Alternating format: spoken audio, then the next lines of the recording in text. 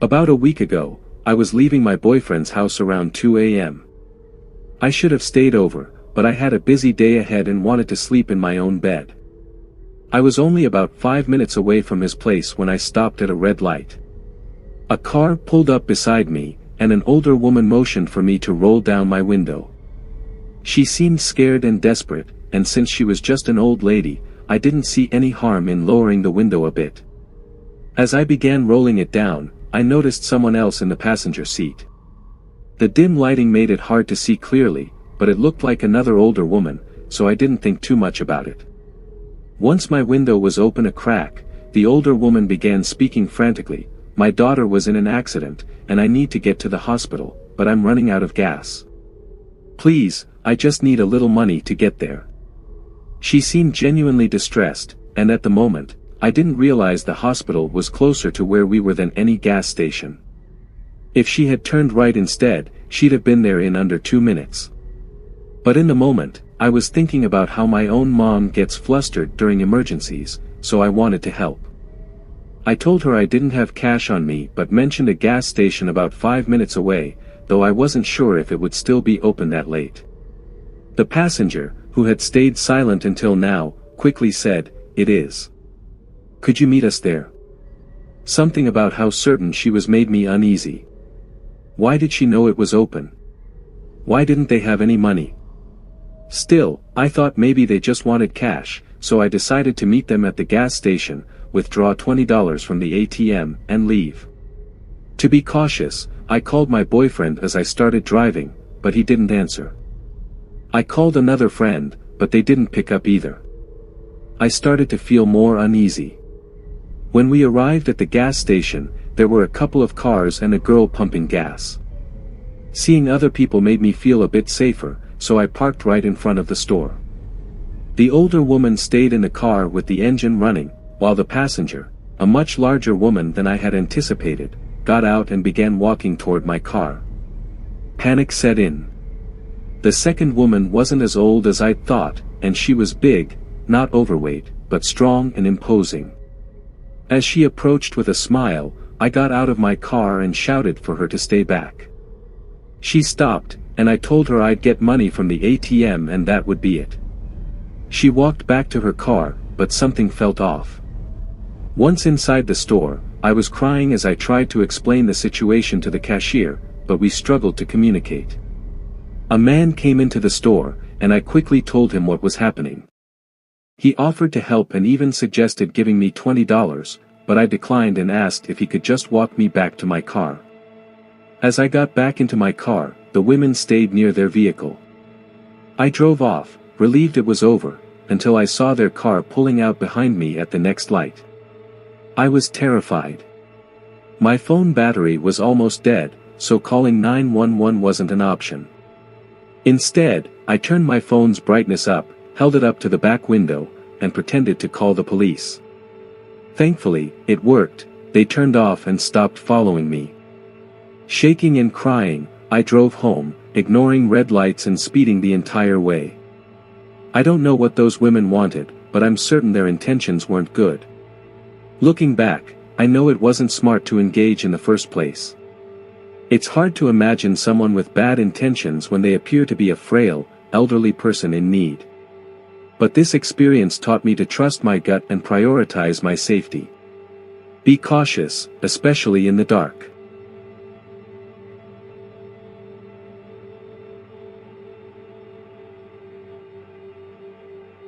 I was heading home after catching up with an old friend who was back in town for winter break.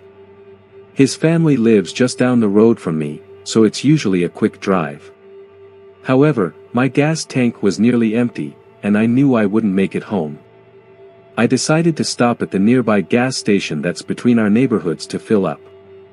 After a long day at work, I hadn't had anything to drink, and I didn't feel like waiting until I got home. So, I went inside to grab a soda. It was late, and the parking lot was almost empty except for the cashier's car and one other vehicle. As I walked in, I noticed the cashier arguing with a customer, but I ignored it and went to get my drink. While I was filling my soda, the customer, a scruffy-looking older man, approached me. "Hey, "Do you know how to get to the hospital from here?" he asked. As he got closer, I noticed he looked unkempt and smelled terrible. Something about his demeanor was off, he seemed nervous and agitated. Still, I didn't want to jump to conclusions, so I politely gave him directions to the hospital, which was no more than a 15-minute drive away. "That's what that expletive behind the counter said, but I don't trust a word he says," the man snapped. He was becoming more erratic, but I went over the directions again, suggesting he head outside to follow them. Apparently, that wasn't good enough. "Look, I ain't from here. Why don't you come with me in my car and help me find it?" At that moment, alarm bells were ringing in my head. I calmly told him I couldn't leave my car there, but he wasn't backing down. Worse, he'd positioned himself between me and the exit. I quickly made up a story about needing to get to work for an overnight shift, pointing to the name tag I still had on from earlier. Thankfully, that seemed to satisfy him, and he stomped off toward his car. I waited a few minutes, hoping he'd leave. But when I looked outside, he was sitting in his car, staring intently at the gas station.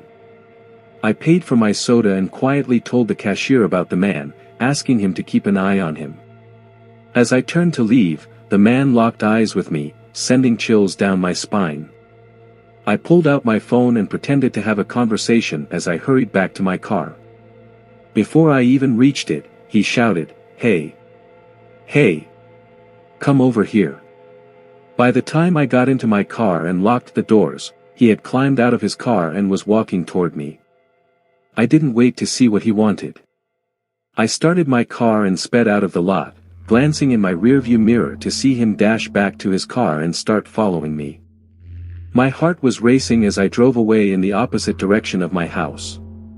For the next several minutes, I took the most convoluted route I could think of, weaving through side streets and neighborhoods until I finally lost him. When I got home, I locked every door and window and barely slept that night. Looking back, I realized that stopping for that soda wasn't worth the risk of what could have happened.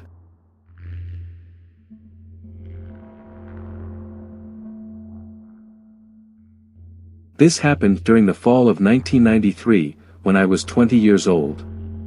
At the time, I was working the night shift in the material prep department at a plastics factory. It was physically demanding work, and I was the only woman in the department. My male co-workers initially doubted I could handle it, but I proved them wrong and earned their respect. The job was tough, but it had the benefit of putting me in the best shape of my life. Around that time, I had ended a relationship with my abusive ex-boyfriend. He was physically, emotionally, and verbally abusive, as well as an alcoholic. I suspect that experience left me more vulnerable to the situation I found myself in that night. It was about 1:30 a.m., and I had just finished my shift. My gas tank was nearly empty, so I stopped at a local station to fill up. While I was pumping gas, a woman about my age approached me. She looked nervous and frightened. She explained that she had been at her boyfriend's house, and they had gotten into a fight. She claimed she'd walked to the gas station to use the payphone to call a friend for a ride but had been harassed by a group of men in a car as she walked. She nodded toward a large light green car, parked near the dumpsters at the station, with at least 2 or 3 shadowy figures inside. She said they had threatened her and that she was too scared to call her friend and wait. The woman was neatly dressed and didn't appear intoxicated or high. She genuinely seemed nervous and shaken. Without much thought, I finished pumping my gas and offered to give her a ride. She quickly got into my car, and I drove off. The streets were quiet at that hour, and I asked her where she lived. Instead of answering, she kept twisting around in her seat, nervously checking if the green car was following us. I asked her to put on her seatbelt, but she ignored me and kept looking behind us. I assumed she was just scared. But then, she started acting strangely. She glanced around my car and abruptly asked, "Where's your purse? Your bag? I need money. You need to give me some money." My stomach dropped. I realized I might have made a terrible mistake. I was driving a beat-up 1985 Chevette and wearing my work clothes, a worn-out t-shirt, jeans, and combat boots. I didn't exactly look like someone with much money, and I wasn't. Her behavior didn't add up if she was just planning to rob me. Suddenly, she twisted around again and shouted, "There they are." Her tone wasn't scared anymore, it was gleeful. I checked my rearview mirror and saw the light green car behind us. She started laughing hysterically, bouncing in her seat, and yelling, "My boys are gonna, expletive, you up. They're gonna, expletive, you up." She cackled as she rummaged through the glove box and looked into the back seat, all while describing the horrific things her friends were planning to do to me. At that moment, I realized three things. There was an intersection coming up, and the traffic light had just turned yellow. I had a box cutter stored in the driver's side door compartment. The woman still hadn't put on her seatbelt. Without thinking, I floored the gas pedal, running the yellow light just as it turned red. The green car was stuck behind cross-traffic at the intersection, buying me a few moments. The woman started screaming at me, but I slammed on the brakes. She flew forward, hitting the dashboard and windshield with a sickening thud.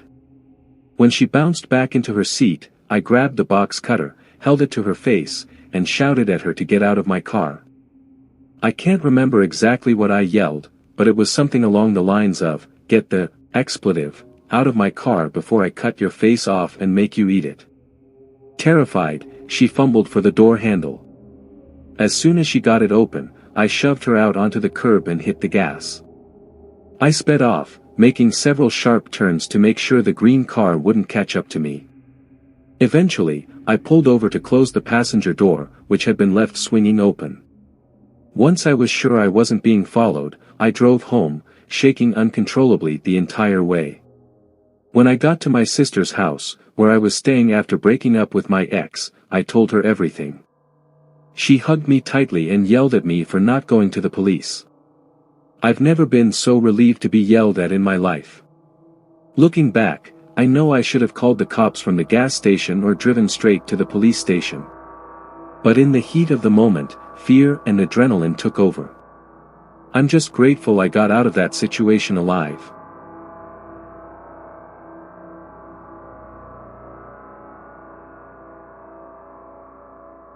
This happened nearly a year ago when my wife, Diana, and I got married in June. To this day, I'll always be thankful for my habit of locking doors. Our wedding day had been wonderful, filled with love, laughter, and unforgettable memories. As the evening wound down, our friends and family slowly started heading out. Diana and I spent time chatting with the last of the guests and taking a few final photos before we called it a night. By around 9 p.m., the last guest had left, and Diana and I got into our car to head home. We were ready for our honeymoon, bags packed in advance for a trip to Cancun. Instead of flying out of Seattle's SeaTac airport like most would, we decided to drive up to Canada and fly out from a Canadian airport to save money. It was only a 3-hour drive, and we thought the road trip would be a fun way to kick things off. We left around midnight, both excited and happy as we hit the road. The drive was lively at first. We played music, talked about our trip, and dreamed about the adventures awaiting us in Cancun. After a while, though, the exhaustion from the day began to catch up with Diana, and she dozed off. By the time we were halfway to Canada, the urban scenery had faded into dark, quiet woods. The roads grew more isolated, with fewer cars and no sign of people. It was peaceful but eerily quiet. Around 3 a.m., I started to feel drowsy myself. Wanting to stay awake and alert, I decided to pull into a gas station for an energy drink. The station was completely deserted. Diana was still sound asleep, so I took the keys, locked the car, and told her I'd be right back.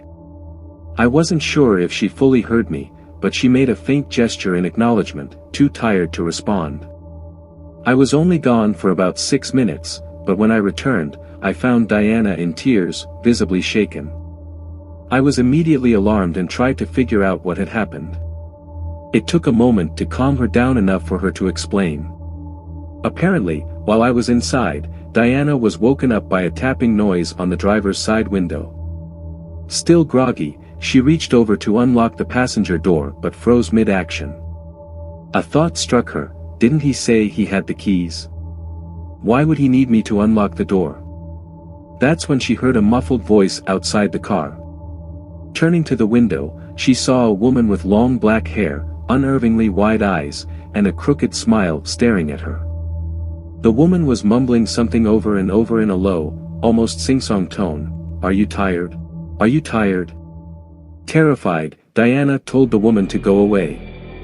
Instead, the woman laughed and replied, "I'm tired too," while keeping her unblinking gaze locked on Diana. She then tried the driver's side door handle, tugging on it repeatedly.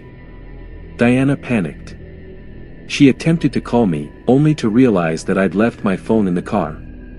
Left with no other option, she started honking the horn, hoping to scare the woman off and alert me. The woman didn't flinch. She continued laughing softly, muttering to herself and jiggling the door handle.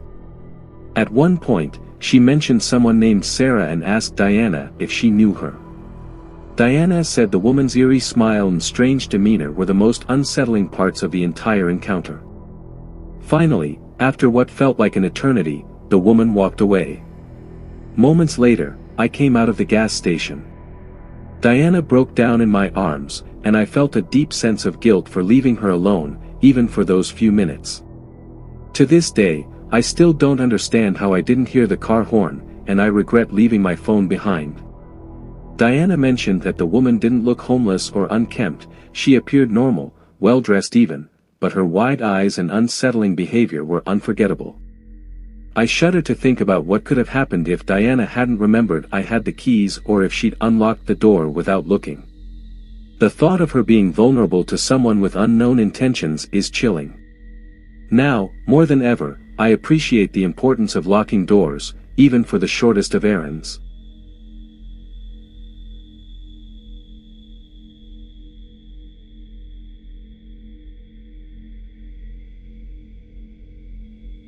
If there's one lesson I can pass on, it's this: always lock your doors, no matter how quick you think you'll be. You never know what might happen. About a decade ago, when I was around 26 or 27, I worked briefly at a small gas station near my home. Both of my kids had started school, and we needed some extra income, so I decided to take the job. It was my first real job, and though it wasn't anything fancy, I enjoyed it. The station stayed reasonably busy during the day, mostly thanks to the 3 factories nearby. A lot of our traffic came from their employees, especially around shift changes.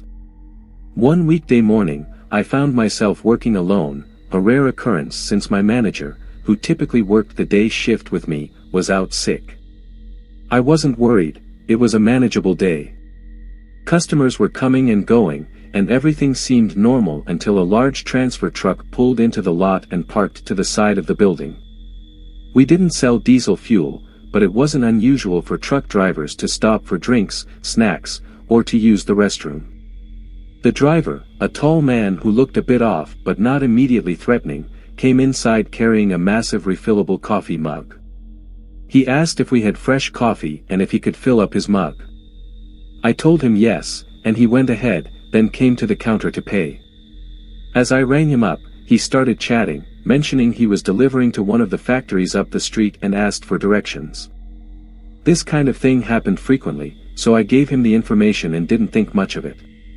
He went on to tell me he was from Arkansas and was planning to head home for a few days after making his delivery.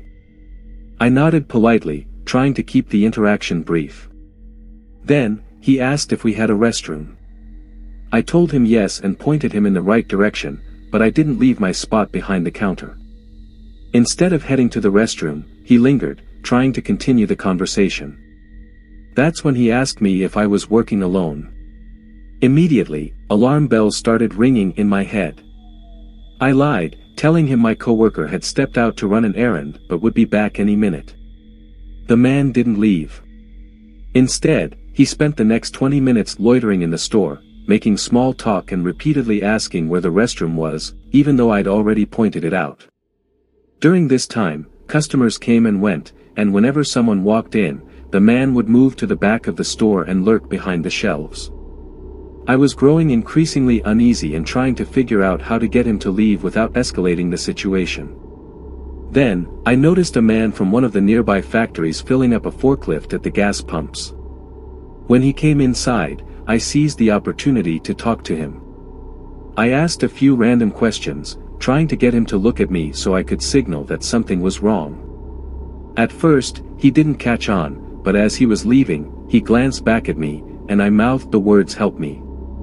Thankfully, he understood immediately. He turned back and walked inside just as the creepy guy stepped out from behind the shelves near the chips. The factory worker, let's call him forklift guy, asked me if everything was okay. I quietly told him no. He asked if I needed help, and I whispered yes. Without hesitation, forklift guy sprang into action. He charged around the shelves, grabbed the creepy man, and slammed him into the Coke cooler while shouting, "The lady wants you to leave." Startled, the man bolted out of the store, jumped into his truck, and sped off. Forklift guy stayed with me while I called the police. Officers arrived quickly, and I gave them a detailed description of the man. After that, I called a coworker to come in and keep me company for the rest of the shift.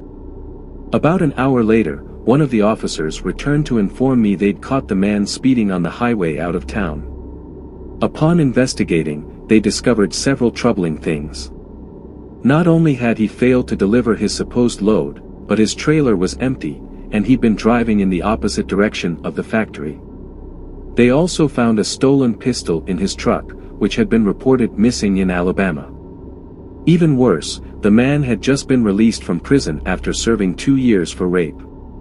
He was also wanted in Missouri for violating his probation by failing to check in with his parole officer. I had no idea what his intentions were that day or why he was in a small Georgia town driving a transfer truck, but it was clear he was bad news. I quit that job within a week and have never worked at a gas station since.